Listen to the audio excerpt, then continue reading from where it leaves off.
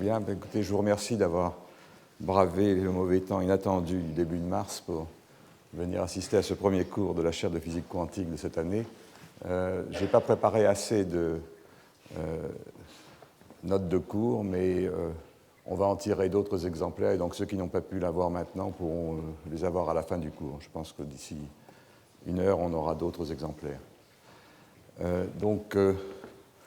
Comme vous le voyez sur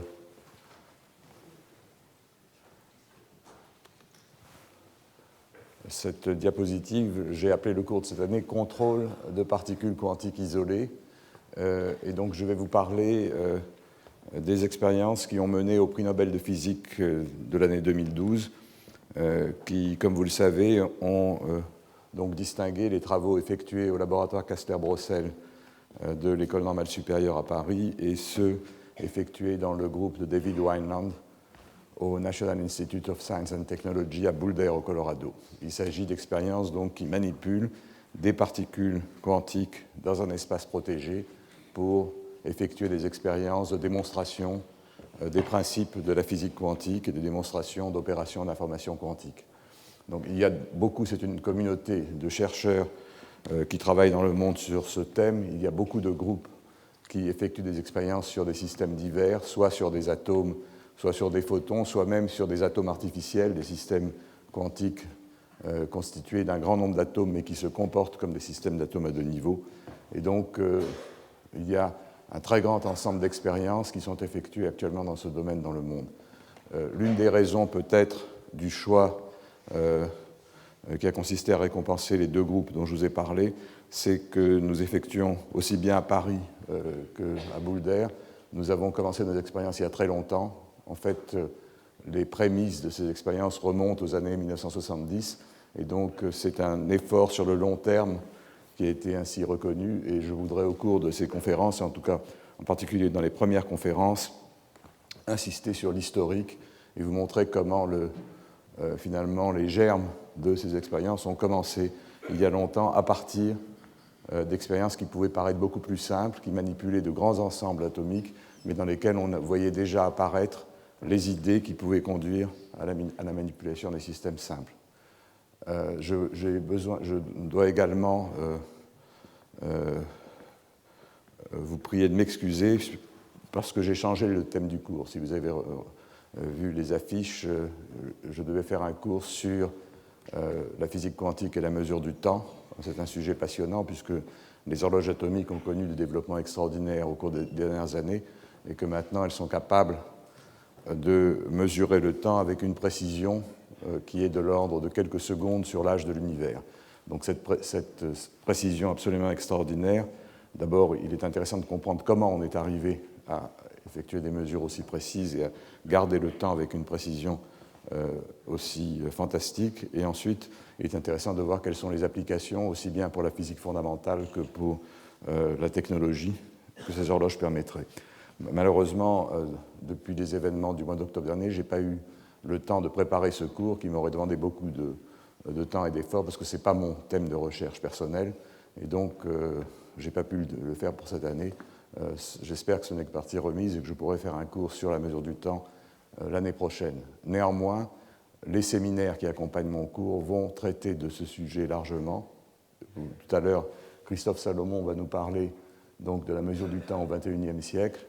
La semaine prochaine, Ted Hensch de Munich, qui est l'inventeur des peines de fréquence, qui sont des systèmes qui ont permis de mesurer des fréquences optiques et donc qui ont augmenté considérablement le potentiel de ces horloges, viendra également nous parler. Et dans 15 jours, David Wineland viendra faire un séminaire sur les horloges à ions uniques qu'il a développées au NIST et qui ont la précision fantastique dont je vous parlais tout à l'heure. Et on aura d'autres séminaires sur les horloges par la suite. Donc moi, je vais vous parler du contrôle des particules quantiques isolées, en parlant essentiellement des expériences que nous effectuons sur des photons, mais également en insistant sur la similarité de ces expériences avec celles qui sont effectuées sur des atomes ou des ions piégés, en particulier dans le groupe de David Wineland, et en insistant sur l'historique de ces expériences. Donc, je vous parlerai d'abord de l'histoire de ces expériences à l'ENS, comment elles se sont développées à partir d'idées qui ont germé dans les années 70.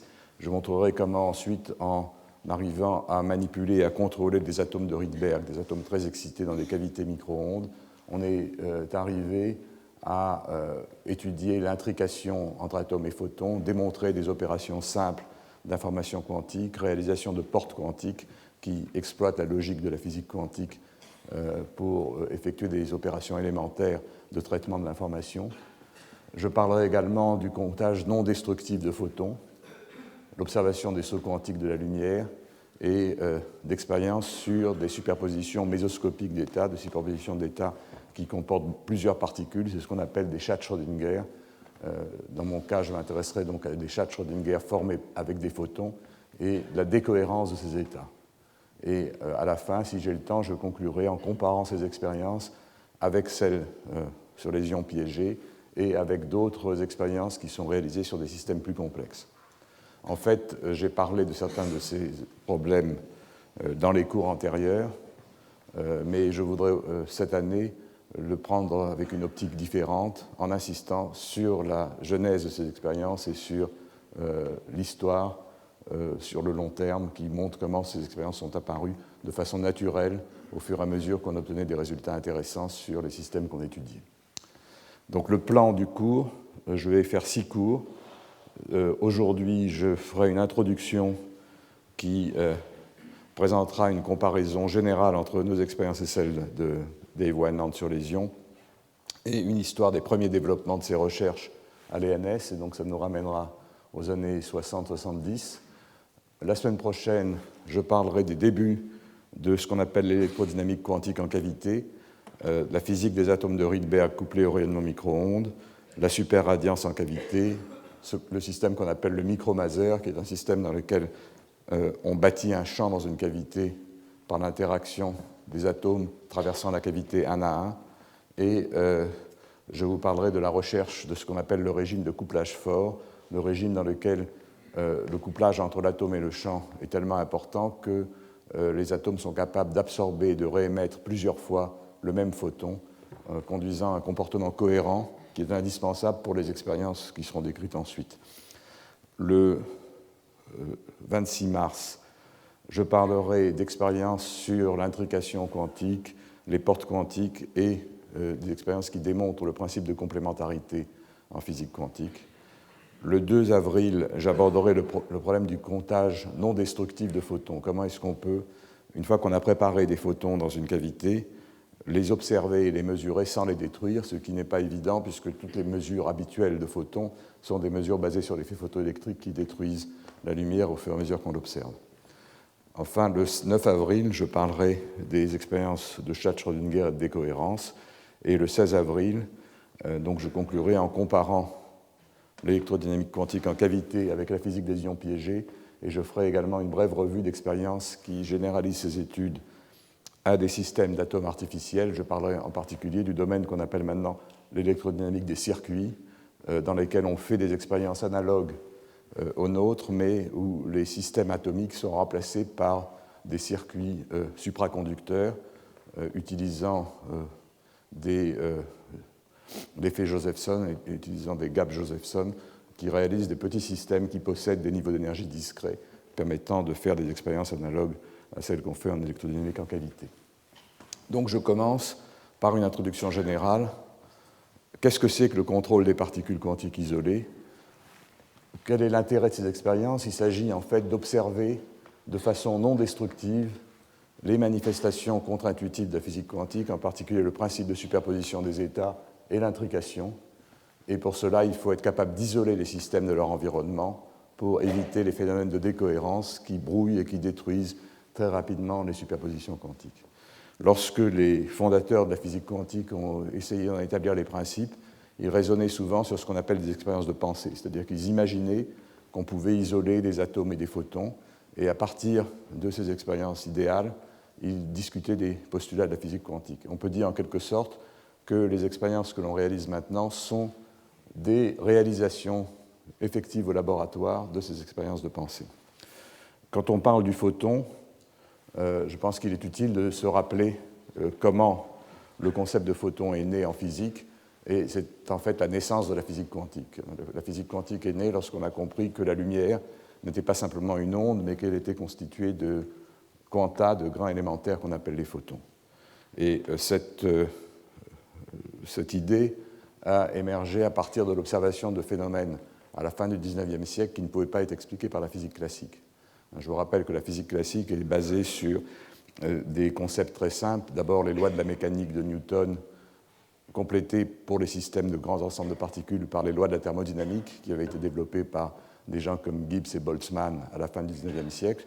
Quant à la lumière, sa théorie avait été faite par Maxwell, qui avait donc unifié l'électricité et le magnétisme dans une théorie électromagnétique avec 4 équations magnifiques, extrêmement simples, qui décrivent les oscillations couplées de 2 champs se propageant dans l'espace, et dont on a compris qu'il s'agissait du champ lumineux. Mais à cette époque-là, on n'avait aucune idée du fonctionnement de la nature au niveau microscopique. À la fin du XIXe siècle, les progrès technologiques ont permis en particulier de mesurer la lumière avec de plus en plus de précision, et on s'est intéressé à un problème extrêmement simple qui est celui du rayonnement des corps chauffés. Vous savez que lorsqu'on chauffe un corps, eh bien, il rayonne par lui-même. À la température ordinaire, ce rayonnement n'est pas visible, c'est un rayonnement infrarouge de longueur d'onde beaucoup plus grande que celle de lumière visible, mais on commençait à développer à la fin du XIXe siècle des détecteurs sensibles à la lumière infrarouge. Puis lorsqu'on chauffe le corps davantage, les longueurs d'onde deviennent de plus en plus courtes et à une certaine température, le corps rayonne une lumière visible, du rouge, et puis ça évolue vers des longueurs d'onde de plus en plus courtes. Et un problème extrêmement simple consiste à étudier la distribution spectrale du rayonnement d'un corps à une température donnée. Et cette distribution est donnée par une courbe en cloche que vous voyez ici. Ici, il s'agit du rayonnement à une température de l'ordre de 5000 degrés, dans laquelle le maximum apparaît dans des couleurs autour du rouge, jaune, vert.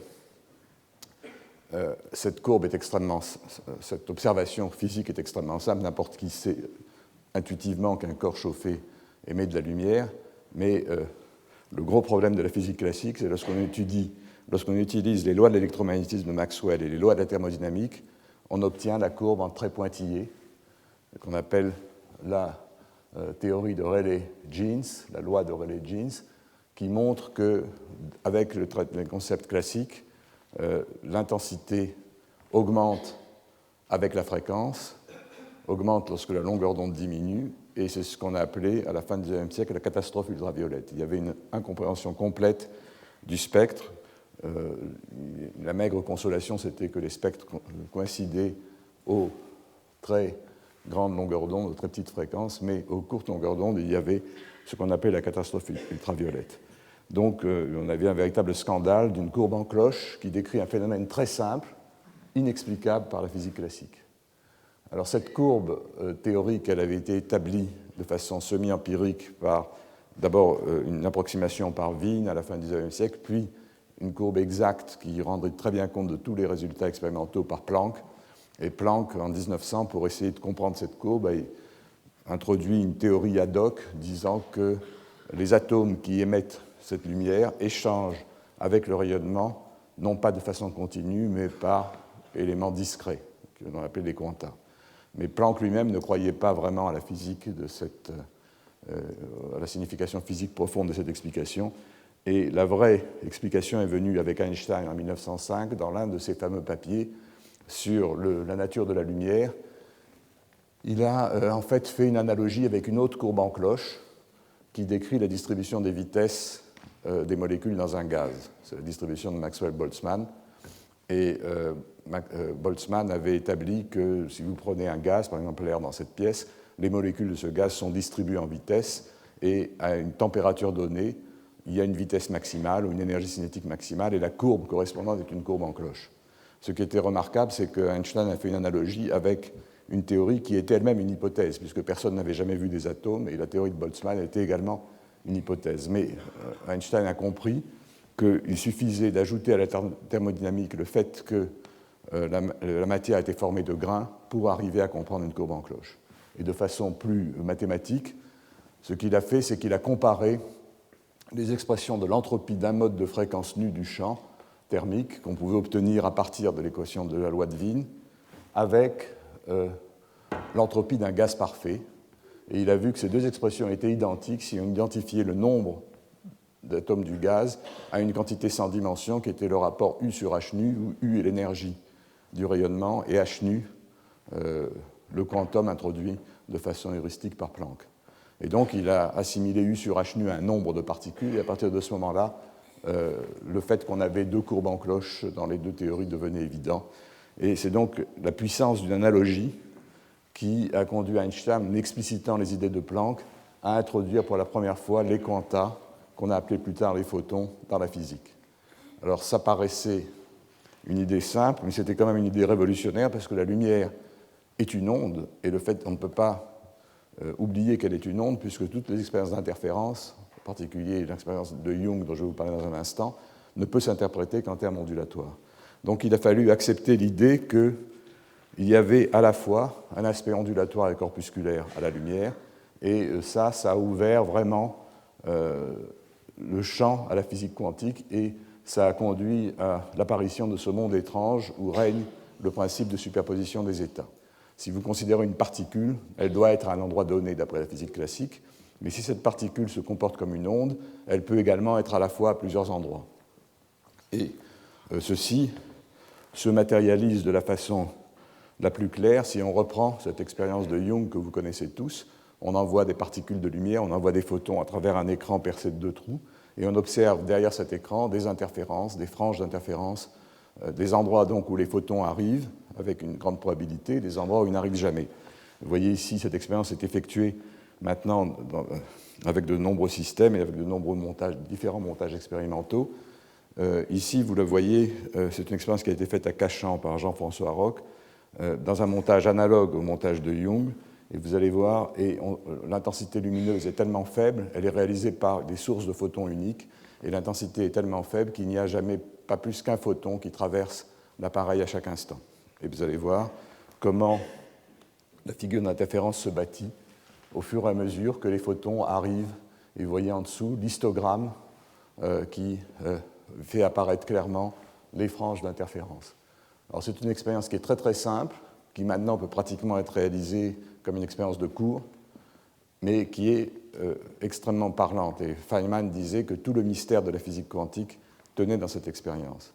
En effet, si vous admettez que les photons sont des particules, et vous y êtes conduit par le fait que les photons arrivent un à un et se manifestent par des points d'impact discrets sur l'écran de détection, il est très difficile de comprendre qu'ils ne vont arriver que sur des franges brillantes. Si une particule en physique classique a une trajectoire, ça veut dire qu'elle doit passer par une fente ou par l'autre, et si elle passe par une fente ou par l'autre, comment peut-elle savoir, entre guillemets, si l'autre fente est ouverte ou fermée, de façon à savoir où elle a le droit ou ne pas le droit d'aller à la fin. Donc c'est ça vraiment le mystère de cette physique. Comment les photons arrivent-ils seulement sur des franges brillantes s'ils passent par l'une des deux fentes? Et donc, finalement, la seule explication, c'est que chaque photon doit passer en quelque sorte par les deux trous à la fois. Et donc, il n'y a plus de trajectoire au sens classique du terme, et il faut admettre le principe de superposition, l'état de la particule et la superposition des états correspondant à son passage par la fente de gauche et par la fente de droite. Ce principe de superposition, il s'applique aux photons, mais il s'applique de la même façon pour la matière. Quelques années après, enfin une vingtaine d'années après Einstein, Louis de Broglie a étendu ce dualisme onde-particule à la matière en admettant que les atomes, les électrons, les molécules sont également des ondes. Et c'était l'entrée des ondes de matière dans la physique. C'est ce qui a conduit à la formulation actuelle de la physique quantique. Schrödinger a été, quelques années après de Broglie, a déterminé l'équation d'onde auquel obéissent ces ondes de matière. Et donc le principe de superposition s'applique également à la matière. Et l'une de ces expressions paradoxales dont je vous parlerai dans un instant, c'est ce fameux chat de Schrödinger qui est dans une superposition qui est constituée d'un grand nombre d'atomes, mais qui peut en principe être dans une superposition d'états correspondant à deux états classiques complètement différents. Donc voilà l'idée du principe de superposition des états. Sur la diapo suivante, je vous rappelle que l'application de ce principe qui conduit à la formulation de la physique quantique telle qu'elle a été faite par Heisenberg, Schrödinger et Dirac, a ouvert notre connaissance du monde microscopique, a conduit à la compréhension de la structure des atomes et des molécules, aux propriétés de la chimie, de comment les atomes et les molécules se combinent dans les réactions chimiques, a permis de comprendre un grand nombre de phénomènes de la matière condensée, par exemple la supraconductivité à basse température, bien entendu la physique nucléaire, la physique des particules, jusqu'à la cosmologie, demandent l'introduction des concepts quantiques pour avoir une compréhension profonde. Ça, c'est la physique fondamentale. Cette compréhension a conduit à des technologies dont je cite quelques exemples ici, qui sont à base liées à la connaissance que l'on a du monde quantique, donc le transistor, les ordinateurs, les lasers, qui sont basés sur la compréhension profonde des mécanismes d'interaction entre l'atome et la lumière, les horloges atomiques et le GPS, la résonance magnétique, le réseau Internet par fibre optique, les matériaux supraconducteurs, etc., etc. Mais ce que je voudrais dire, c'est que dans toutes ces applications, la logique quantique, la logique étrange des superpositions reste voilée. On ne la voit pas se manifester directement. Elle est sous-jacente dans les équations et dans le comportement des systèmes, mais on ne l'observe pas. Et pour l'observer directement, il faut manipuler des systèmes quantiques isolés, isolés de leur environnement en particulier, pour éviter la décohérence. Et cette manipulation des systèmes quantiques isolés avait été imaginée par les fondateurs de la théorie, mais elle est restée longtemps impossible à réaliser au laboratoire. Alors, je vous montre ici, par exemple, une photo célèbre d'Einstein et Bohr discutant des concepts de la physique dans une des conférences Solvay. Et à droite, vous voyez un dessin qui a été dessiné sur les instructions de Bohr de la fameuse expérience de boîte à photons. Il s'agissait pour Einstein de mettre en doute les relations d'incertitude d'Heisenberg qui disent qu'on ne peut pas déterminer l'énergie d'un système à un instant donné et qu'il y a une relation d'incertitude entre la précision avec laquelle on mesure l'énergie et avec laquelle on mesure le temps. Et Einstein avait imaginé une expérience dans laquelle on piège un photon dans une boîte, on mesure avec une précision extrême son énergie, simplement en pesant la boîte dans le champ de pesanteur, donc vous voyez le ressort, et cette espèce de balance, en tenant compte de l'équivalence entre l'énergie et la masse, et donc en se servant de l'idée de relativité générale, en fait. Et ensuite, on avait un obturateur qui était commandé par une horloge et qui permettait au photon de sortir à un instant très précis. Ensuite, on remesurait la boîte sans le photon, et la différence donnait avec une grande précision l'énergie du photon, et si l'horloge était suffisamment précise, avec une grande précision l'instant où le photon avait disparu, ce qui semblait en contradiction avec les relations d'Heisenberg. Il a fallu, paraît-il, beaucoup de temps, enfin une nuit sans sommeil à bord pour voir où était l'erreur dans le raisonnement d'Einstein. Je ne vais pas rentrer dans ce raisonnement ici, mais vous voyez qu'ils imaginaient des expériences de pensée où on pouvait piéger un photon, l'observer sans le détruire, et dans ces expériences, une horloge jouait un rôle important. Alors j'insiste là-dessus parce que vous verrez que dans les expériences que nous avons réalisées 70 ans plus tard, nous avons également une boîte à photons et une horloge, et dans nos expériences, nous vérifions les relations d'Heisenberg. Elles ne sont pas du tout violées et il n'y a pas de contradiction avec la physique quantique. Une autre expérience de pensée est représentée ici, c'est l'expérience des fentes Young de tout à l'heure. Mais vous voyez, l'idée était la suivante. Ce qui troublait les physiciens à cette époque, c'était le fait qu'on voyait des interférences, ce qui signifiait que la particule devait passer par les deux trous à la fois. Mais est-ce qu'on pouvait essayer de piéger en quelque sorte la nature en trouvant un moyen subtil de savoir par quel trou était passée la particule? Et une des façons qui avait été imaginée par Bohr, c'était d'imaginer que la fente supérieure, par exemple dans cette expérience des fentes Young, était accrochée à un dispositif de ressort, qu'elle était suffisamment légère pour que si le photon ou l'électron ou la particule qui était susceptible d'interférer, lorsqu'elle était diffractée par cette fente supérieure, elle allait donner une impulsion à cette fente qui allait se mettre à osciller. Et ensuite, la particule n'était pas arrêtée, elle traversait. Et la question était, est-ce qu'on allait voir des franges d'interférence? Et en fait, ce qui se passe, c'est que si la fente est microscopique, si elle est suffisamment légère pour être mise en mouvement, alors on sait quel est le chemin, mais il n'y a pas de frange. Le fait que la frange bouge, que la fente bouge, brouille les franges exactement de la quantité qu'il faut pour qu'on perde l'information de l'interférence. Dans cette expérience, d'ailleurs, il y a intrication quantique. Vous voyez que suivant le chemin suivi par la particule, la fente est mise en mouvement ou non. Et donc on a une superposition d'états où la particule passe par la fente supérieure et met la fente supérieure en mouvement, superposé avec un autre état où la particule passe par la fente inférieure et la fente ne bouge pas. Et cette intrication qui n'était pas encore vraiment conceptuellement décrite de façon aussi précise par la physique quantique était déjà implicitement dans cette expérience. Et vous voyez, si vous avez de l'intrication, si le système que vous voulez faire interférer s'intrique avec autre chose, les interférences disparaissent. Et ça, c'est le point de départ de la décohérence. La décohérence, c'est l'intrication du système que vous observez avec son environnement qui fait fuir de l'information vers l'extérieur et fait disparaître les franges. Si par contre, la fente supérieure est suffisamment lourde ou si la raideur des ressorts est suffisamment grande pour qu'il n'y ait pas de transfert d'impulsion, à ce moment-là, vous voyez les franges. Et c'est ce que Bohr avait résumé en parlant du principe de complémentarité. Les aspects ondes des particules sont complémentaires l'un de l'autre. Celui qu'on observe dépend de la façon dont on fait l'expérience. On doit changer le montage expérimental, augmenter ou diminuer la masse de la fente supérieure dans ce cas, pour voir ou non les interférences. Alors, je vous ai présenté cette expérience de pensée parce que dans une des leçons ultérieures, je vous rappellerai qu'on a pu faire une expérience de ce genre qui met en évidence le principe de complémentarité sur une expérience d'interférence très simple. La troisième expérience de pensée, c'est celle du fameux chat de Schrödinger, qui est plus une métaphore qu'une véritable expérience, mais vous avez à nouveau une boîte, vous avez un atome dans cette boîte, et cet atome, qui est initialement excité, peut tomber par émission spontanée vers un état plus profond, et il émet à ce moment-là une particule, un photon, une particule radioactive qui déclenche un dispositif qui va éventuellement tuer un chat. Et donc vous avez à nouveau une intrication entre l'état dans lequel l'atome est excité et le chat vivant, et un état où l'atome s'est désexcité et le chat est mort. Et si l'atome peut être porté dans une superposition de deux états, ce qui est le cas des systèmes microscopiques, alors, dans une expérience idéale de ce genre, le chat doit l'être également. Et c'est le fameux paradoxe du chat de Schrödinger.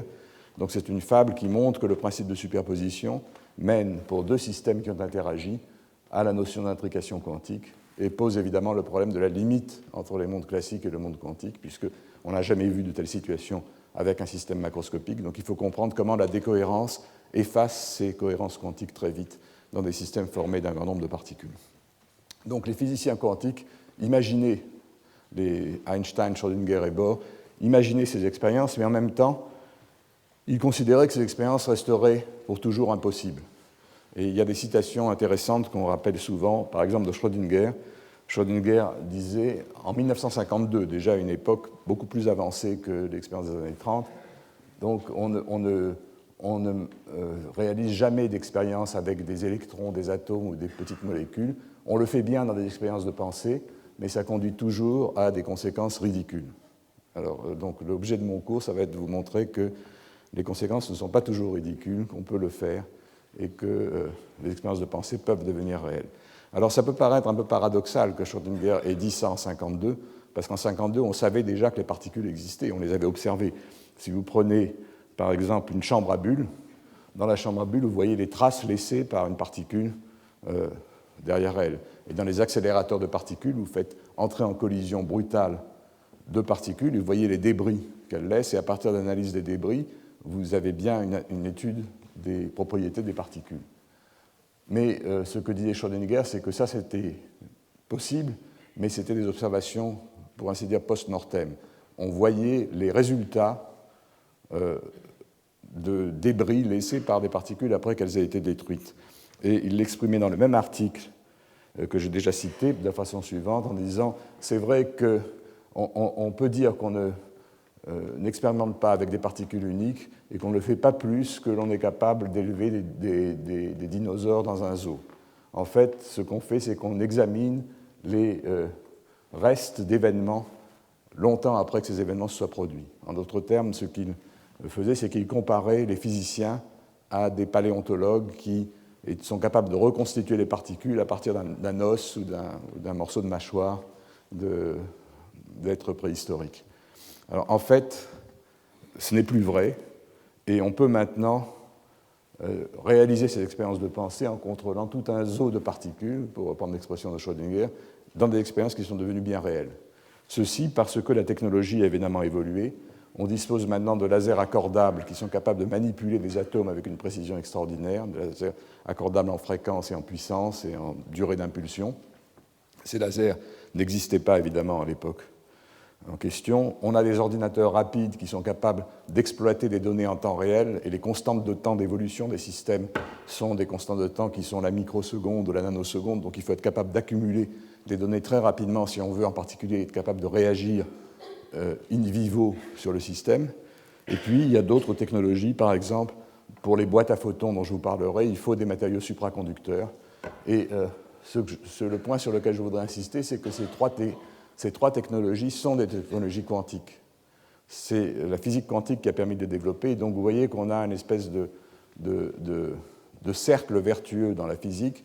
Les concepts théoriques permettent de mettre au point des machines, des systèmes pratiques qui permettent d'explorer la nature avec de plus en plus de précision et de revenir aux phénomènes fondamentaux de façon beaucoup plus précise qu'on ne pouvait le faire auparavant.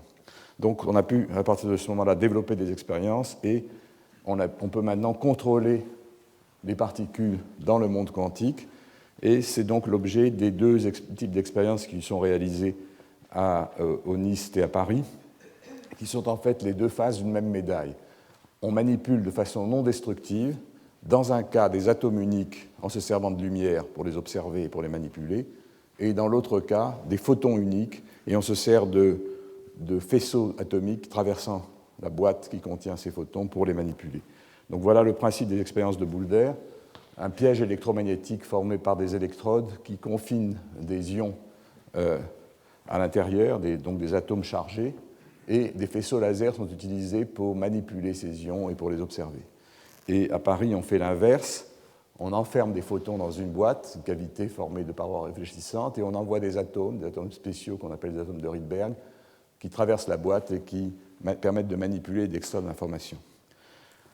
Dans les deux cas, on travaille in vivo, pour reprendre la métaphore de Schrödinger, puisqu'on ne détruit pas les particules quand on les observe. Il ne s'agit pas de collisions violentes qui détruisent le système, on le manipule en temps réel, et on est capable, en fonction des observations, de réagir sur le système pour préparer des états intéressants, par exemple. Et dans les deux cas, on on exploite l'interaction matière-lumière au niveau le plus fondamental. Le niveau le plus fondamental, c'est un atome interagissant avec un photon. Et il faut comprendre cette interaction entre un atome et un photon pour comprendre comment s'effectuent ces deux types d'expériences. Et j'y reviendrai dans un instant. Alors, il y a également une autre raison à l'unité entre ces deux types d'expériences à similitude, c'est que le même modèle théorique permet d'expliquer l'interaction atome-photon dans les deux expériences. Ce modèle, c'est ce qu'on appelle le modèle de Jaynes Cummings, qui a été établi en 1963, au moment où naissaient les lasers, pour traiter de l'interaction entre atomes et lumière dans les lasers. Et c'est le modèle le plus simple auquel on puisse penser. On prend comme atome un système à deux niveaux, qu'à l'époque on appelait un spin et que maintenant on appelle un qubit, mais c'est un système qui a deux niveaux d'énergie discret.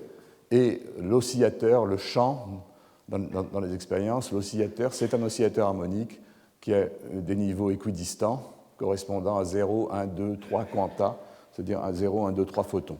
On voit ce système-là décrit de façon claire l'interaction d'un atome avec le champ dans une cavité.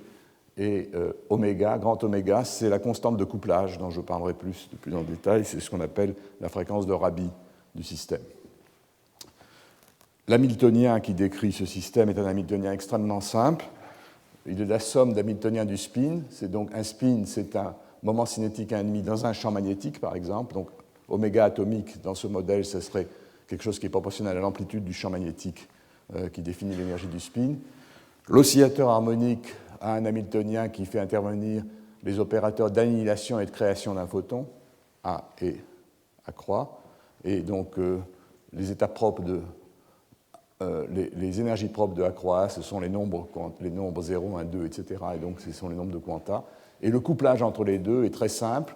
Vous voyez que c'est un couplage dans lequel on excite l'atome et désexcite le champ, ou l'inverse. Donc c'est un couplage qui conserve l'énergie lorsque les fréquences des deux systèmes sont égales, et qui décrit un flip-flop entre l'énergie de l'atome et l'énergie du champ, avec une constante de temps qui est l'inverse de cette fameuse fréquence oméga.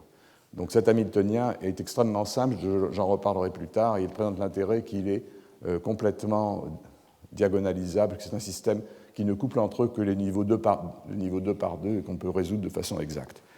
Alors, pourquoi est-ce que ça s'applique aux deux problèmes? Dans le cas des photons dans une cavité, l'oscillateur, c'est le mode du champ dans la cavité, et le spin, c'est un atome qui va traverser la cavité et dans lesquels deux niveaux d'énergie jouent un rôle important. Dans nos expériences, ce sont deux niveaux très excités qu'on appelle les états de Rydberg, correspondant au nombre quantique principal 50 et 51. Et dans le cas des ions dans un piège, le spin, l'état d'énergie interne de l'ion, on distingue deux niveaux, par exemple deux états hyper fins d'un ion, dans ce cas-là c'est l'ion de beryllium, et l'oscillateur, ce sont les degrés de vibration de l'ion dans le piège électromagnétique où il se trouve. Donc on a un système composite qui, dans notre cas, c'est deux systèmes physiques différents, deux atomes, un atome et le champ, et dans le cas de l'ion, c'est le même système qui possède deux types de degrés de liberté électronique interne pour définir le système de spin, et degrés de liberté externe qui décrivent les degrés de vibration de l'ion. Et pour préciser l'analogie, dans le cas du photon piégé, donc le spin, c'est deux états de Rydberg de l'atome, l'oscillateur, c'est un mode du champ, et le couplage, c'est simplement le processus d'absorption et d'émission de photons dans la cavité. Dans le cas de l'ion piégé, le spin, c'est deux niveaux internes de l'ion, l'oscillateur, c'est une vibration de l'ion dans le piège, et le couplage, alors c'est un peu plus subtil, on utilise un laser qui induit une transition qui change à la fois l'état interne et l'état de vibration. C'est-à-dire qu'on a un laser qui est accordé de façon telle qu'il va porter l'ion d'un état à l'autre en changeant en même temps l'état de vibration, en ajoutant ou en retranchant un quantum de vibration, et on a le même type de couplage que le couplage précédent. Pour vous montrer d'ailleurs l'analogie entre les deux, je vais vous montrer simplement le résultat d'une expérience. C'est assez remarquable parce qu'elles ont été effectuées quasiment simultanément. C'est une expérience très simple qui consiste à étudier ce qu'on appelle l'oscillation de Rabi d'un atome dans un petit champ cohérent. C'est-à-dire qu'on met un tout petit champ cohérent dans une cavité. Un champ cohérent, c'est un champ qui a une phase bien définie, mais qui n'a donc pas un nombre de photons bien défini, qui est dans une superposition d'états à nombre de photons différents. Et on étudie comme la probabilité de transition de l'atome d'un niveau à l'autre en fonction du temps. Et on voit que cette probabilité de transition présente des oscillations, et ces oscillations présentent des battements entre des fréquences différentes, simplement parce qu'il y a des nombres de photons différents dans le champ. Et en prenant la transformée de Fourier de ce signal de battement, on reconstitue un histogramme qui détermine la probabilité pour qu'il y ait des nombres de photons différents dans le champ, qui a une forme poissonienne dans ce cas-là. Donc ça, c'est une expérience que nous avions faite en 1996 à Paris. Et voici la même expérience effectuée également en 1996 par le groupe de David Wineland.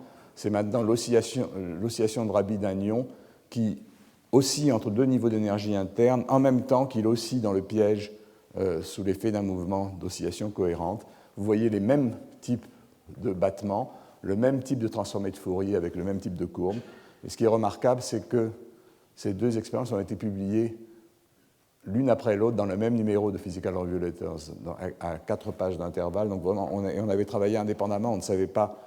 Bon, bien sûr, on savait ce que faisait Wineland, mais on ne savait pas qui faisait cette expérience-là à ce moment-là. On a été très surpris de voir qu'on avait exactement le même type de résultat au même moment. Je reviendrai d'ailleurs plus loin sur cette expérience pour en analyser un peu plus l'intérêt et les détails. Donc j'ai terminé la première partie, je voudrais maintenant passer à quelque chose d'un peu plus historique, parler des débuts à l'ENS, des recherches qui ont conduit aux expériences de photons piégés. En fait, si je réfléchis bien, je peux en voir l'origine à mon travail de thèse dans les années 60-70, où j'ai effectué sous la direction de Claude Cohen-Tanucci des expériences de pompage optique sur des atomes en cellules. Le pompage optique, c'est la première manifestation de l'utilisation de la lumière pour manipuler des atomes. Dans le cas du pompage optique, au départ, la manipulation portait sur les états internes de l'atome, mais ensuite, elle s'est développée dans les années 80, elle a porté sur les états externes, en particulier le refroidissement des atomes par la lumière, est un mécanisme de pompage optique, j'en parlerai dans un moment. Donc j'ai appris que la lumière pouvait servir non seulement à étudier spectroscopiquement les niveaux d'énergie des atomes, mais pouvait être utilisée de façon active pour manipuler les atomes. Et on effectue des expériences dans un champ de radiofréquence, et ce champ de radiofréquence, on avait décidé de le traiter quantiquement, c'est-à-dire le traiter en termes de photons. C'est un peu une importation dans la physique atomique de l'électrodynamique quantique qui traite quantiquement le champ et qui considère l'atome interagissant avec les photons comme un atome habillé par le nuage de photons qui l'entoure. Et ceci m'a conduit donc à essayé d'analyser dès le départ, dès mes premières études, le caractère quantique du champ et l'intérêt qu'il y a à quantifier le champ pour faire des expériences. Je reviendrai là-dessus. Après ma thèse, j'ai été à Stanford dans un stage postdoctoral, et là, je me suis initié au laser, puisque toutes les premières expériences que je faisais étaient avec des lampes classiques. Les années 70 sont les années où les lasers se sont développés de façon extraordinaire, les lasers accordables, et c'est vraiment cette découverte des lasers accordables qui a ouvert le champ de l'optique quantique de façon extraordinaire et qui a permis toutes les expériences qui sont faites maintenant sur les atomes froids, sur les horloges, sur le type d'expérience de contrôle dont je vais vous parler. C'était vraiment le laser qui a été l'instrument clé pour permettre cette physique, et les physiciens de ma génération ont eu la grande chance de se former au moment où cet outil apparaissait, qui a révolutionné complètement la physique atomique. Je me souviens que dans les années 60-70, nos collègues qui travaillaient dans d'autres domaines, en physique des hautes énergies, en physique nucléaire, en physique de la matière condensée, nous regardaient avec un peu de condescendance en disant « mais finalement, qu'est-ce que c'est que l'optique? C'est connu depuis le 19e siècle, les spectres des atomes, c'est vieux, il n'y a plus rien à faire dans ce domaine. » Et en fait, le développement des lasers a montré combien ils s'étaient trompés et combien cette physique est restée riche et féconde jusqu'à maintenant. Donc je commence par ma thèse avec Claude Cohen-Tanucci et par le pompage optique. Donc j'ai commencé par des expériences de pompage optique, donc je vous rappelle le principe. Vous avez des atomes dans une cellule, ces atomes sont a priori, chaque atome porte un petit moment magnétique, je prends des atomes paramagnétiques, et a priori ces moments magnétiques sont orientés de façon complètement désordonnée dans l'espace, mais on peut les ordonner. Pour les ordonner, il suffit de les éclairer avec de la lumière polarisée circulairement. Donc chaque photon transporte une unité de moment angulaire, et il transfère ce moment angulaire aux atomes, et on obtient donc un système d'atomes hors d'équilibre à partir duquel on peut faire des expériences intéressantes. Ces expériences, elles ont consisté à appliquer à ces atomes un champ radiofréquence oscillant, de très basse fréquence, mais un champ oscillant est constitué de photons. Et donc, on a étudié la physique de ces atomes, la danse de ces moments magnétiques dans ce champ oscillant, en traitant le champ en termes de photons et en développant ce qu'on a appelé le formalisme de l'atome habillé. Donc ça a été mon travail de thèse. Ensuite, après ma thèse, j'ai été chez Arthur Shallow à Stanford, et c'est là, donc, comme je vous l'ai dit, que j'ai appris à me servir des lasers. Et en particulier, ces premiers lasers étaient des lasers en impulsion. Et quand on excite en impulsion brève un atome, on obtient un phénomène très intéressant qu'on appelle un phénomène de battement quantique. Si l'atome possède plusieurs niveaux d'énergie excités, et si l'impulsion prépare une superposition de ces niveaux excités, dans la lumière que les atomes réémettent, on observe des modulations de battements, et ces modulations sont la transcription dans le temps des modulations des franges de Young, de modulations dans l'espace tout à l'heure. C'est un phénomène de superposition d'états, et donc j'ai été également sensibilisé à l'importance des superpositions d'états en physique quantique par ces expériences. Mais revenons à mon travail de thèse, parce que je pense que les idées importantes vont ressurgir ensuite lorsqu'on parlera des expériences d'électrodynamique quantique en cavité. Donc voilà, je rappelle sur cette diapositive le principe du pompage optique. Vous avez des photons polarisés circulairement qui arrivent sur une cellule qui contient un grand nombre d'atomes et qui les oriente. Et on détecte la lumière transmise par l'échantillon. Dans le cas le plus simple, on va prendre un système qui possède deux sous-niveaux, un spin dans l'état fondamental, avec des moments magnétiques moins 1,5 et plus 1,5, et puis la même valeur du spin dans l'état excité. Si on excite cet atome avec une lumière polarisée circulairement, les règles de sélection font qu'on ne peut passer que de l'état moins 1,5 à l'état plus 1,5, puisqu'il faut gagner une unité de moment angulaire lorsqu'on absorbe de l'énergie. Donc la seule transition possible, c'est la transition qui part du niveau moins 1,5 pour arriver au niveau plus 1,5 excité. Une fois que l'atome est excité, il a le choix. Il peut retomber vers le même état fondamental, auquel cas il ne s'est rien passé, le système revient dans l'état où il était au départ, ou il peut retomber en émettant un photon de polarisation différente, qu'on appelle pi, vers l'autre état. Et vous voyez que si l'atome réalise ce cycle, il a gagné une unité de moment angulaire. Il ne le fait pas à tout coup, mais si vous recommencez l'expérience, c'est-à-dire que si vous éclairez de façon continue en lumière sigma+, la succession de cycles d'absorption et de réémission va rapidement conduire l'atome de l'état moins 1,5 à l'état plus 1,5. C'est ce qu'on appelle le pompage optique, et son principe avait été inventé par Kastler au début des années 50 et mis en évidence dans des expériences effectuées par Jean Brossel également dans les années 50. Donc vous voyez qu'on transfère du moment angulaire et on oriente ainsi des atomes. Comment est-ce qu'on s'aperçoit que les atomes sont orientés? Eh bien, l'expérience est très simple. Au fur et à mesure que le système s'oriente, il y a de moins en moins d'atomes susceptibles d'absorber la lumière. Donc la lumière transmise par le faisceau de pompage augmente, puisqu'il devient de plus en plus transparent, l'échantillon devient de plus en plus transparent au faisceau de pompage. Donc on voit, en fonction du temps, une augmentation régulière de la lumière transmise qui manifeste le fait que l'échantillon est pompé optiquement, qu'il devient de plus en plus transparent. On peut à un instant donné couper le pompage, et une fois qu'on a arrêté le pompage, ce qui va se passer, c'est que dans le noir, le système va relaxer vers l'état initial, c'est-à-dire que l'aimantation va diminuer au cours du temps sous l'effet des processus de relaxation. Si on veut mesurer cette relaxation dans le noir, il suffit à un instant donné de rallumer le pompage, et si vous rallumez le pompage, vous repartez du point correspondant, et vous voyez que si vous rallumez le pompage à des instants différents, vous allez pouvoir reconstituer cette courbe de relaxation dans le noir. Et c'est ce type d'expérience qui a été effectué par des gens comme Bernard Cagnac à l'époque de la grande période du pompage optique, et qui a montré qu'on pouvait vraiment manipuler les degrés de liberté interne de l'atome. Et ce sont ces méthodes que j'ai commencé à employer dans ma thèse. Mais je voulais vous dire que ce sont également des méthodes qui sont employées maintenant, par exemple pour refroidir des atomes. Et je vais vous décrire ici, dans ce coin de la diapositive, comment on manipule des ions par pompage optique pour refroidir les ions dans les expériences de David Wineland. Dans ce cas, il faut considérer que l'ion, dans son état fondamental, est un oscillateur harmonique qui présente des niveaux d'énergie de vibration. L'ion, dans l'état excité, est un oscillateur harmonique qui présente également des niveaux de vibration. Et il est décalé en énergie, bien sûr, puisqu'il faut rajouter l'énergie interne de l'ion pour passer d'un niveau à l'autre. Si vous éclairez votre ion avec de la lumière, vous allez avoir tout un spectre de raies. Vous allez avoir d'abord une raie à la fréquence électronique de l'ion, qui est la raie centrale, la raie qui correspond à la transition de l'ion de l'état E à l'état G sans changement du nombre de phonons, sans changement du degré de vibration.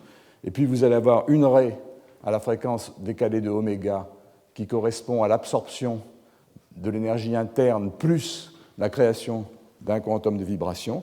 Et puis vous avez la raie rouge qui est symétrique et qui correspond à l'excitation de l'ion accompagnée de la diminution d'un degré de vibration. Et toutes ces raies s'observent lorsqu'on fait la spectroscopie de l'ion. Alors imaginez maintenant que vous pompez l'ion à cette fréquence, la fréquence associée à la raie rouge, oméga EG moins oméga. Ça veut dire que lorsque vous excitez votre ion, vous partez d'un niveau de vibration de l'état inférieur et vous allez arriver au niveau de vibration delta n égale moins 1 dans l'état supérieur. Vous perdez un degré de vibration à l'excitation. Et quand l'atome retombe à l'état fondamental, avec la plus grande probabilité, la réémission de photons s'effectue sans changement de degré de vibration. Donc vous voyez que le cycle absorption-réémission rappelle le cycle qui est ici. C'est un cycle qui pompe l'ion vers un niveau de vibration inférieur. Et si vous recommencez au cours du temps, vous voyez que l'ion va inexorablement être ramené à son état fondamental. Et une fois qu'il est dans l'état fondamental, il ne pourra plus absorber, de la même façon que tout à l'heure, lorsqu'il est dans son état fondamental, il ne peut plus absorber parce qu'il n'y a pas de niveau n égale moins 1, ça n'existe pas. Donc ça veut dire que la raie rouge a une intensité qui devient de plus en plus faible et qui s'annule lorsque l'ion est porté dans son état fondamental. Et ça, c'est le signal qui vous montre qu'on a refroidi l'ion à son degré fondamental de vibration. Et ça, c'est l'opération de recette, l'opération qui remet l'ion dans son état fondamental que la plupart des expériences sur les ions piégés doivent faire avant de commencer les expériences. Et c'est une généralisation de ce type de phénomène qui permet de refroidir des ions dans l'espace libre. Et à ce moment-là, il y a un continuum d'états d'énergie de niveau discret, mais le principe du pompage qui refroidit des atomes grâce à la lumière est le même dans le cas des atomes libres. Donc voilà pour le pompage optique. Maintenant, passons à l'atome habillé. Alors, le premier type de situation que nous avons étudié, c'est celui où nous avons un champ magnétique et un champ tournant, de radiofréquence tournant, perpendiculaire au champ magnétique. Ce dispositif réalise exactement le modèle de Jaynes Cummings, parce que vous voyez qu'un champ tournant possède une polarisation sigma+, et donc il va permettre de passer en faisant transiter le spin de l'état moins vers l'état plus en absorbant un photon, ou l'inverse, le faire revenir de l'état plus vers l'état moins en émettant un photon. Et ces deux termes décrivent le couplage d'absorption et d'émission d'un photon polarisé circulairement. Alors là, j'ai représenté simplement ces matrices sigma plus et sigma moins dans la base des états de spin. Et je vous rappelle que sigma plus et sigma moins, c'est sigma x plus ou moins i sigma y. Alors comment est-ce qu'on va représenter les niveaux d'énergie du système? Si on traite le système atome plus champ comme un système combiné, vous voyez que j'ai représenté au tableau les niveaux d'énergie de ce système combiné en fonction du champ magnétique appliqué, statique, du champ magnétique appliqué qui est proportionnel à la fréquence de l'Armor oméga 0. Et vous voyez que les niveaux d'énergie forment une espèce de grille dans laquelle, pour un nombre de photons donné, vous avez le niveau plus n qui monte en énergie, le niveau moins n qui descend, et puis vous avez la même chose pour plus n plus 1 et moins n plus 1, plus n plus 2 et moins n plus 2. Vous avez une grille de niveaux d'énergie très simple qui décrivent les énergies du système atome plus champ en absence de couplage en fonction du champ magnétique. Qu'est-ce qui va se passer maintenant si vous tenez compte du couplage? Vous voyez que les niveaux qui vont être couplés entre eux sont les niveaux plus n et moins n plus 1. Et lorsqu'en physique quantique, deux niveaux sont couplés, ils se repoussent, ils forment un anticroisement. Et donc vous allez avoir une succession d'anticroisements dans le diagramme d'énergie de l'atome lorsque les niveaux lorsqu'on va se trouver dans un champ magnétique oméga 0 égal à oméga. Et ces anticroisements vont avoir une amplitude qui va être proportionnelle à la racine carrée du nombre de photons, parce que les éléments de matrice de A et de A croix sont égaux à racine de n. Donc vous allez avoir ici, entre les étapes plus n et moins n plus 1, vous allez avoir un couplage en oméga racine de n plus 1. Ici, vous allez avoir un couplage en oméga racine de n. Ici, un couplage en oméga racine de n plus 2, etc., etc. Et par contre, tous les autres niveaux ici vont rester des croisements, parce qu'il n'y a pas moyen d'aller, par exemple, de plus n à moins n plus 2. Il n'est pas possible d'aller de plus n à moins n plus 2 avec un champ sigma plus. Un champ sigma plus, si vous absorbez deux photons, vous allez avoir un delta m égale 2 qui n'existe pas, puisque vous avez un spin ennemi, donc les autres niveaux ne sont pas couplés. Et le résultat est montré ici. Vous voyez, donc il y a simplement apparition d'anticroisements au niveau de oméga 0 égale oméga, tous les autres niveaux restant des croisements. Alors, un anticroisement en physique quantique, c'est lié à une probabilité de transition entre les niveaux. Vous voyez que si vous voulez exprimer les niveaux d'énergie qui s'anticroisent, ils vont être des superpositions des niveaux non habillés, plus n et moins n plus 1. J'appelle plus n et moins n le niveau supérieur et le niveau inférieur de l'anticroisement. Et on a donc une contamination, un mélange des niveaux, et on peut écrire ça de façon standard parce qu'on diagonalise simplement une matrice 2 par 2 en introduisant un angle de couplage θn dont la tangente vaut le couplage oméga divisé par le désaccord de fréquence oméga 0 moins oméga. Donc ça, c'est vraiment le b.a.-ba de la physique des systèmes à deux niveaux, mélange des deux niveaux. Et lorsque vous êtes exactement à résonance, l'angle θ vaut moins pi sur 2, et donc vous avez un mélange à poids égal, 1 sur racine 2 plus n, plus 1 sur racine 2 moins n plus 1, et l'état orthogonal ici. Les énergies sont des branches d'hyperbole, puisqu'il s'agit d'un couplage de deux niveaux qui se repoussent, et voilà l'expression exacte des énergies des niveaux, donc deux branches d'hyperbole. Et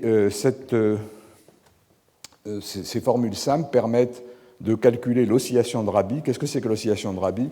Vous supposez qu'à l'instant t égale 0, on part de l'état plus n, c'est-à-dire qu'on prépare le spin dans l'état plus, en présence de n photons. Cet état plus n, c'est une superposition, si on inverse ces formules, c'est une superposition des deux états habillés, plus n et moins n. Et si vous laissez évoluer cette superposition au cours du temps, elle est affectée des fréquences de Bohr correspondantes, et puissance moins i oméga nt sur 2 et puissance i oméga nt sur 2. Je me place à résonance exacte ici. Et cet état-là, qui évolue au cours du temps, si vous le reprojetez sur la base d'états non perturbés, on montre qu'on a une oscillation avec des amplitudes cosinus oméga nt sur 2 et sinus oméga nt sur 2 entre les états plus n et moins n plus 1. Autrement dit, le système préparé initialement dans l'état plus va osciller entre les deux états qui sont anticroisés, et cette oscillation au cours du temps, c'est ce qu'on appelle l'oscillation de Rabi, et elle s'effectue à une fréquence d'autant plus grande qu'il y a plus de photons dans le champ. Vous voyez qu'on peut également voir cette oscillation de Rabi comme un battement quantique. En fait, l'état que vous préparez initialement, plus n, se décompose sur les deux niveaux d'énergie, et l'oscillation qu'on observe, c'est simplement la fréquence de Bohr associée à la différence de ces deux niveaux d'énergie habillés. Et donc on peut voir l'oscillation de Rabi comme un battement quantique entre deux niveaux associés à une superposition d'états habillés par le champ de radiofréquence. Donc ça, c'est une expérience très simple, et nous l'avons illustrée, c'est la première expérience que j'ai faite dans mon travail de thèse, en observant ces oscillations. Mais on l'a fait dans un système qui est un peu plus compliqué et plus riche que le système précédent, qui consiste maintenant à considérer non pas un champ circulaire, mais un champ linéaire sigma, c'est-à-dire un champ qui oscille le long d'une direction perpendiculaire au champ B0. Et dans ce cas-là, le Hamiltonien, ce n'est pas A sigma plus A croix sigma moins, c'est A sigma x. Et comme sigma x est égal à sigma plus sigma moins, vous voyez que ce champ va contenir 2 fois plus de termes que le précédent. Il va y avoir A sigma plus A croix sigma moins, mais il va y avoir également A sigma moins plus A croix sigma plus. Autrement dit, maintenant, nous interagissons avec une superposition de champs polarisés circulaire droit et circulaire gauche. Et ceci a une conséquence intéressante, c'est que maintenant, les croisements, un nombre impair de quanta, le croisement 3 oméga, devient également un anticroisement. Pourquoi? Parce qu'il existe une chaîne d'états qui vous conduit de plus n à moins n plus 3. Vous voyez que vous pouvez passer, partant de moins n plus 3, vous pouvez passer de moins n plus 3 à plus n plus 2. Vous absorbez un quantum sigma plus et vous passez de moins à plus. Et ensuite, vous pouvez passer de plus n plus 2 à moins n plus 1. À ce moment-là, il faut prendre l'autre composante circulaire, parce que l'absorption d'un quantum doit vous faire perdre une unité de moment angulaire. Et puis ensuite, vous passez de moins n plus 1 à plus n. Autrement dit, les deux niveaux en pointillé ici, qui sont les niveaux plus n et moins n plus 3, sont couplés entre eux, mais au troisième ordre. Et de façon générale, vous voyez que si vous avez un nombre impair de quanta, vous pouvez absorber P photons polarisés circulairement dans un sens et P plus 1 dans l'autre, et vous réalisez une transition de spin qui est résonante en oméga 0 égale 2P plus 1 oméga, et elle conserve à la fois l'énergie et le moment angulaire. Et donc tous les croisements impairs deviennent des anticroisements, c'est-à-dire qu'ils sont susceptibles, à cet endroit-là, de générer une oscillation de Rabi. Et alors comment est-ce qu'on voit ça? On effectue un pompage longitudinal des atomes dans ce champ de radiofréquence.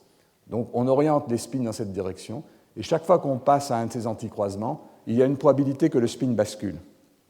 Et cette probabilité que le spin bascule change la transmission du faisceau de pompage.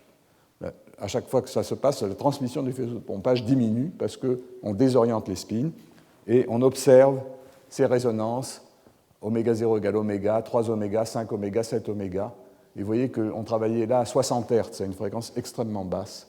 Vous voyez que les raies sont déplacées, il y a un déplacement des raies parce que vous voyez que les anticroisements se produisent à un endroit légèrement différent du croisement à cause des couplages. Et je reviens sur ce déplacement dans la vue suivante. Je me refocalise à nouveau donc sur ce type de diagramme et je regarde ce qui se passe au niveau de oméga 0 égale 2 oméga.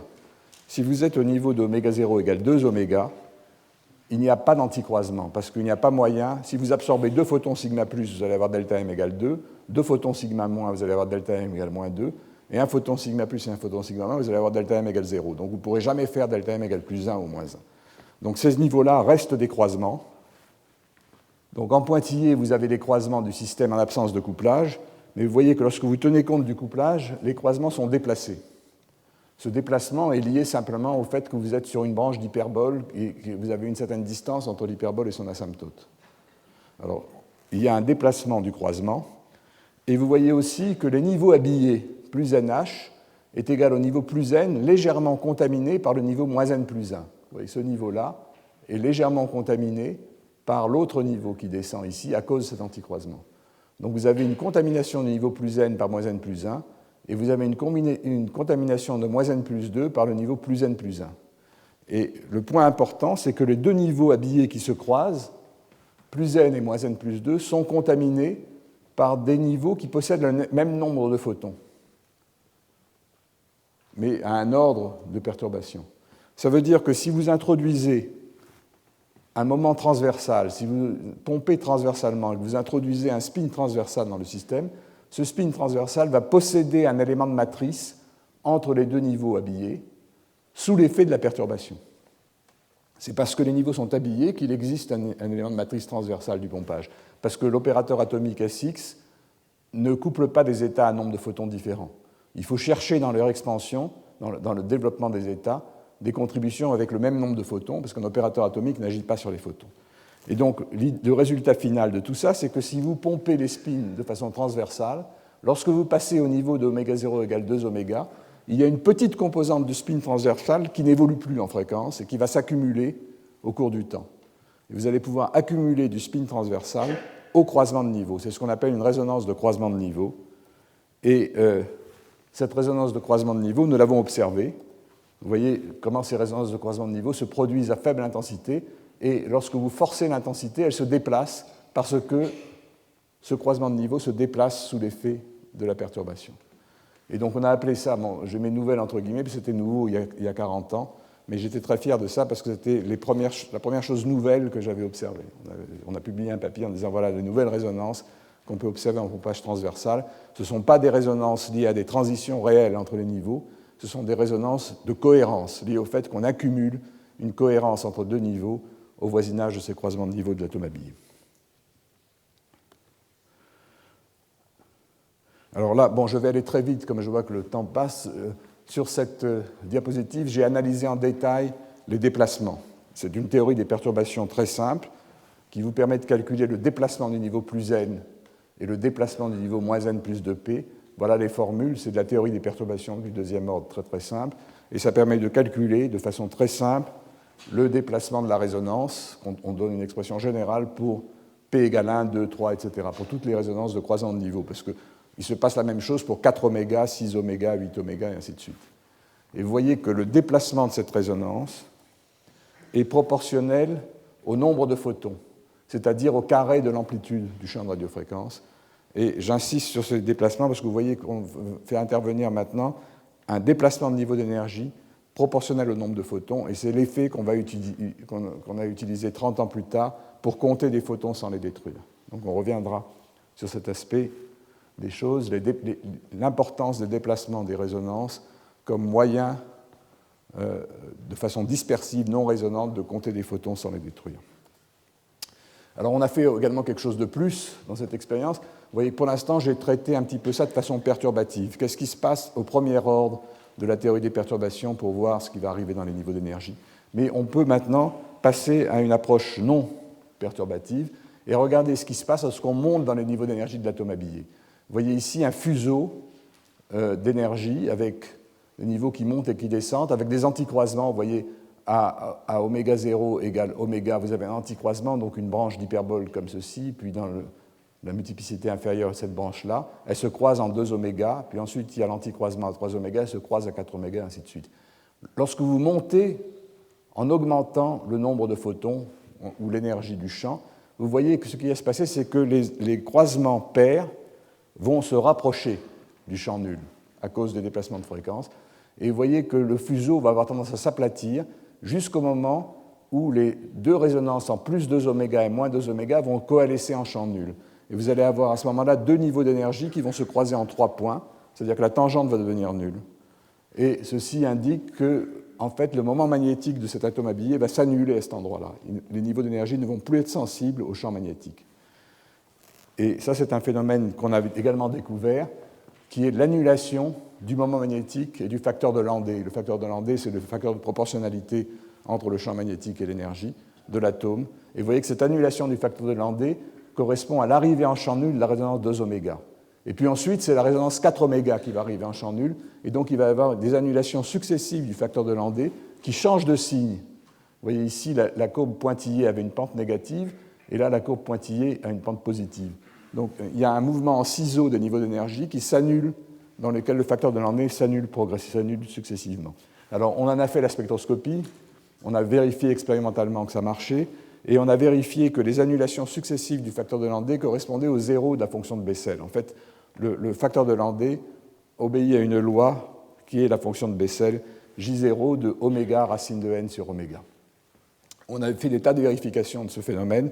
En particulier, vous voyez qu'on a fait sur le rubidium une expérience très simple. Le rubidium possède 2 niveaux hyper fins et on a regardé les transitions hyper fines entre les 2 niveaux hyper fins. En fait, ça, ce sont les transitions d'horloge. Dans les horloges atomiques de rubidium et de césium, ces transitions sont les transitions des horloges. Et vous voyez qu'on peut annuler le facteur de Landé, c'est-à-dire que les différentes Riemann viennent se coalescer Et on pourrait imaginer que ce phénomène pourrait servir à rendre les horloges insensibles au champ magnétique. En fait, on ne fait pas comme ça, mais vous voyez qu'il y a des applications possibles de ce phénomène. On était également très intéressé par ce phénomène parce qu'il a un analogue spontané. C'est un effet qui est analogue au moment magnétique anormal de l'électron. Si vous prenez un électron libre et calculez son moment magnétique, il est en fait légèrement différent de 2 à cause du couplage de l'électron aux fluctuations du champ électromagnétique du vide. Ici, il ne s'agit pas du vide, il s'agit d'un champ qui contient beaucoup de photons, mais on a un phénomène de modification du moment magnétique qui est analogue. Donc ça a constitué mon travail de thèse, et je vous montre ici la page de garde de ma thèse, parce que je suis très fier de mon jury de thèse. Donc mon jury de thèse était constitué de Alfred Caster, donc le père du pompage optique, Jean Brossel, qui a été le directeur du laboratoire et qui ensuite a dirigé le laboratoire pendant toutes les premières années de mes recherches. Il m'a permis de travailler dans des conditions de liberté absolument extraordinaires, en me donnant tous les moyens dont j'avais besoin sans que j'aie à faire la moindre paperasserie pour demander et pour dire ce que j'allais obtenir. Ça, c'est donc Claude Cohen-Tanouji, qui a été mon patron de thèse. Et puis, j'avais 2 autres membres du jury, qui étaient Anatole Abragam et Pierre-Gilles Degène. Et Abragam m'a beaucoup influencé, en particulier par son livre sur le magnétisme nucléaire, où il a décrit les méthodes que nous utilisions au moment de ma thèse. Et j'ai suivi les cours de DEA de Pierre-Gilles Degène sur la supraconductivité, qui m'avait également beaucoup impressionné. Et je voulais insister sur le fait que les 3 derniers ont été mes prédécesseurs au Collège de France. En particulier, c'est Pierre-Gilles Degène qui a été mon présentateur officiel au Collège de France. Donc je voulais insister sur ce jury de thèse. Et je vais dire quelques mots de plus d'Abraham, parce que vous savez, Abraham était une personnalité qui avait beaucoup de finesse et de culture, un grand sens de l'humour, et aimait beaucoup se moquer gentiment des gens qu'il aimait et méchamment des gens qu'il n'aimait pas. Et donc, au moment de ma thèse, il m'a posé une question. Donc, je place ça dans la catégorie de la moquerie gentille. Il m'a dit, mais pourquoi est-ce que vous êtes fatigué à quantifier un champ électromagnétique qui est manifestement classique? Tout ce que j'ai décrit là, j'aurais pu le décrire en disant que c'est un champ oscillant avec une fréquence et une phase bien définies. Et effectivement, tout ceci peut se traiter classiquement. Je vais vous donner quelques ordres de grandeur. Une façon de décrire le champ, c'est de regarder quelle serait l'amplitude d'un champ qui contient un photon. Alors pour ça, qu'est-ce que c'est? Pour calculer l'amplitude d'un champ qui contient un photon, il y a une façon très simple de procéder qui consiste à écrire quelle est l'énergie, la densité d'énergie électromagnétique, c'est B2 sur 2 μ0, où μ0 est la permittivité magnétique du vide, et il faut identifier ça à l'énergie d'un photon divisé par le volume de la boîte dans laquelle se trouve le photon. C'est ça la densité. Bon, je laisse passer des facteurs 2 peut-être, mais voilà l'ordre de grandeur. Et donc, lorsque vous faites ça, vous avez l'expression, en prenant la racine carrée, vous trouvez que le champ magnétique associé à un photon dans ces expériences est de l'ordre de racine de μ0 h bar oméga sur 2v. Nous travaillions à des fréquences, vous avez vu que j'en travaillais jusqu'à 60 Hz, mais disons une fréquence de 1 kHz, qui est une fréquence typique. Qu'est-ce que c'est que le volume? Nous avions des bobines de radiofréquence de l'ordre de quelques centimètres, donc la région de l'espace dans lequel le champ était important, c'était une dizaine de litres, 10 décimètres cubes. Lorsque vous faites l'application numérique, vous trouvez que le champ d'un photon, c'est 6, 10, moins 14 Gauss. Et pour nos spins nucléaires, le rapport gyromagnétique était de l'ordre du kilohertz par Gauss. C'est-à-dire que notre couplage, oméga, était de l'ordre de 10 moins 10 Hertz. C'est-à-dire que l'échange d'un photon avec le spin, s'il n'y avait qu'un seul photon, mettrait 10 puissance 10 secondes. Alors 10 puissance 10 secondes, ça fait beaucoup d'années. Une autre façon de dire les choses, c'est que dans les expériences que je vais vous décrire dans les semaines qui viennent, nous avons une fréquence de Rabi qui vaut 10 puissance 5 Hz, c'est-à-dire qu'on a gagné 15 ordres de grandeur dans nos expériences actuelles. Et je vous expliquerai comment on a gagné ces 15 ordres de grandeur. Mais il est clair qu'avec un champ de photons de 10 moins 10 Hz, la quantification du champ devient tout à fait superflue. Une autre façon de le dire, c'est par exemple, qu'est-ce que serait un champ de radiofréquence de 1 Gauss? 1 Gauss, c'est 10 puissance 14, c'est 10 puissance 13 fois plus grand que le champ par photon, et comme le nombre de photons, c'est le carré de l'amplitude du champ, un tel champ contient 10 puissance 26 photons. Et évidemment, les effets quantiques se manifestent lorsque la différence entre n et n plus 1 n'est plus négligeable. Et donc, distinguer 10 puissance 26 de 10 puissance 26 plus 1 dans une expérience, ce n'est pas facile. Une autre façon de dire les choses, c'est que les fluctuations relatives de l'amplitude d'un champ classique sont en 1 sur racine du nombre de photons. Donc elles sont de l'ordre de 10-13. Et donc ces fluctuations-là sont également complètement négligeables. Donc il est parfaitement vrai que tous les effets décrits dans ma thèse sont parfaitement classiques, c'est-à-dire explicables par une théorie traitant le champ comme une perturbation classique dépendant du temps. J'ai néanmoins, en répondant à Bragam, insisté sur le fait que l'approche quantique est intéressante parce que tous ces effets, personne ne les avait vus par le traitement classique du champ. Et elles étaient là, mais il fallait les chercher, tandis qu'en regardant le diagramme d'énergie de l'atome habillé, elles sautaient aux yeux. Il y avait des croisements de niveaux, donc on pouvait les observer. On voyait comment les niveaux s'aplatissaient au fur et à mesure qu'on montait dans les niveaux d'énergie. Donc, à cette époque-là, l'approche quantique fournissait une vision synthétique du système et permettait de voir et de comprendre les effets mieux que le point de vue semi-classique. Et donc, Abraham, avec un petit sourire, a accepté ma réponse et j'ai obtenu ma thèse dans ces conditions. Mais sa question ironique avait fait germer une idée dans ma tête. Je me suis dit, à partir de cette époque-là, ça serait quand même bien d'essayer de réaliser une situation expérimentale où la quantification du champ deviendrait vraiment nécessaire, c'est-à-dire vraiment arriver à une situation où n et n plus 1, ce n'est pas la même chose. Et je vais vous en donner un exemple. Je reprends la fameuse oscillation de Rabi. Comment voir le passage au traitement classique? Qu'est-ce que c'est qu'un champ classique? C'est un champ cohérent qui a une phase bien définie et qui donc a un nombre de photons mal défini. Et la théorie quantique des champs, depuis en particulier son développement en optique quantique par Glauber, nous dit qu'un champ cohérent qui a une amplitude complexe alpha est une somme d'états n avec des amplitudes Cn qui sont données par une loi de Poisson. Somme sur n de alpha puissance n sur racine de factoriel n avec un facteur de normalisation ici. Le nombre moyen de photons dans cette superposition, c'est le carré de alpha, c'est le carré de l'amplitude du champ. Et la dispersion de cette distribution, c'est le module de alpha, c'est le racine de n. Ce qui fait que delta n sur n, c'est un 1 sur racine de n.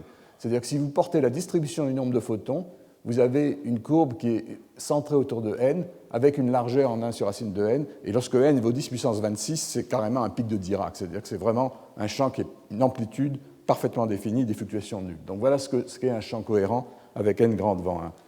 Si vous calculez l'oscillation de Rabi dans ce champ, la formule exacte, c'est de dire que pour chaque nombre de photons n, vous avez une fréquence de Rabi oméga racine de n plus 1, donc vous prenez la somme des cosinus carrés d'oméga racine de n plus 1 t sur 2 et les sommez sur les Cn carrés. Si la loi est très piquée, ça veut dire que la distribution a une largeur négligeable par rapport à l'étalement des cosinus de cette courbe-là, et donc vous pouvez remplacer le n ici par le n moyen, et vous avez une oscillation de Rabi monochromatique qui se poursuit de façon indéfinie. Ça, c'est le traitement classique. Les effets quantiques sur l'oscillation de Rabi vont se manifester lorsque la fluctuation delta n sur n devient non négligeable. Alors ça, c'est très facile à calculer. Il suffit de calculer quelle est la variation de la fréquence de Rabi sur la largeur de la distribution P de n. Alors si vous avez une courbe qui est en oméga racine de n, la dérivée, c'est oméga sur racine de n, et vous multipliez par delta n. Donc la fluctuation, elle est de l'ordre de oméga, puisque delta n vaut racine de n. Donc vous avez une fréquence de Rabi qui fluctue de oméga, c'est-à-dire de 10-10. Et les différentes composantes de Rabi, elles vont se brouiller au bout d'un temps de l'ordre de 1 sur oméga, c'est-à-dire 10 puissance 10 secondes ou encore racine de n période d'oscillation. Donc ça revient encore à dire que pour des champs de radiofréquence de l'expérience de l'atome habillé, il faudrait attendre 10 puissance 13 oscillations pour voir un effet de brouillage de fréquence lié au caractère quantique du champ. Alors 10 puissance 13 oscillations, c'est des centaines, des milliers d'années. Donc personne ne peut faire cette expérience. Alors, par contre, déjà à l'époque, dans les années 70-80, on pouvait calculer ce qui allait se passer. Et voilà l'oscillation de Rabi dans un champ de 16 photons. Vous voyez qu'au bout de 4 oscillations, l'oscillation disparaît parce que les oscillations se brouillent, et il y a un phénomène très intéressant qui se produit, qui est une résurgence des oscillations qui se remettent en phase au bout d'un temps correspondant à n oscillations de Rabi. Donc ce phénomène qu'on appelle en anglais le collapse et revival des oscillations de Rabi était un des phénomènes qu'on cherchait à l'époque.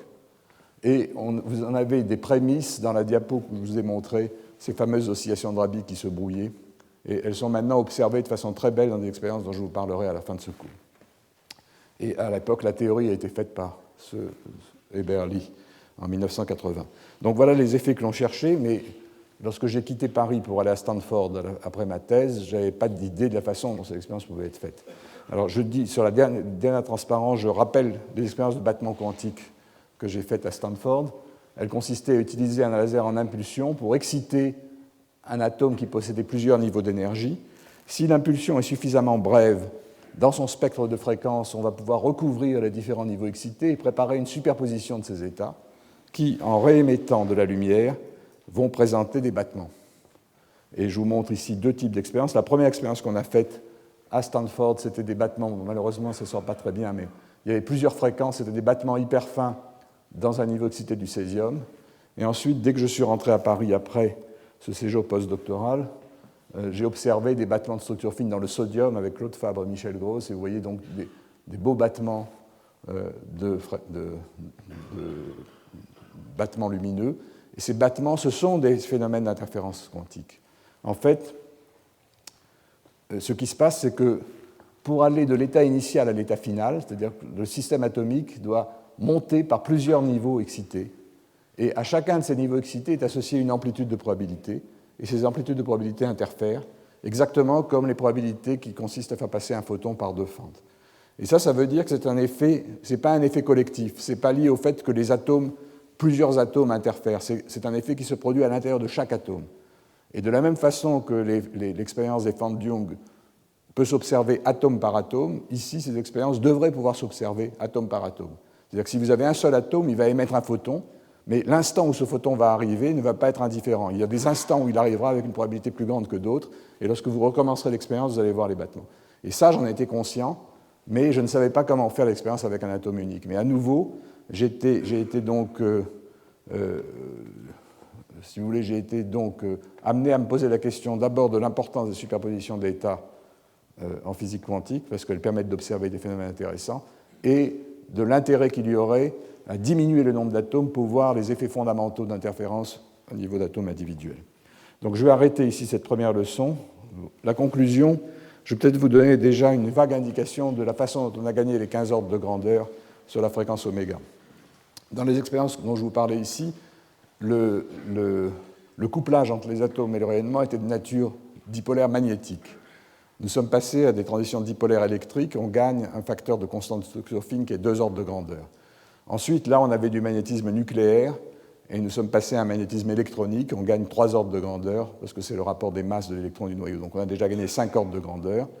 Ensuite, au lieu de travailler avec des fréquences de l'ordre du kilohertz, on est passé à des dizaines de gigahertz. On a gagné 8 ordres de grandeur sur la fréquence, c'est-à-dire 4 ordres de grandeur sur l'amplitude du champ par photon. Donc on est déjà à 9 ordres de grandeur. On a gagné 2 ordres de grandeur sur le volume, en prenant des volumes du champ plus petits que les 10 litres de tout à l'heure. Ça fait 11 ordres de grandeur. Et finalement, on est passé à des atomes de Rydberg, qui ont des dipôles géants, et on a gagné encore 3 à 4 ordres de grandeur là-dessus. Donc vous voyez que les 15 ordres de grandeur, c'est vraiment en choisissant des systèmes qui deviennent de plus en plus sensibles au champ, et en concentrant, en confinant le champ de plus en plus dans des cavités, dans des boîtes de dimensions de plus en plus petites.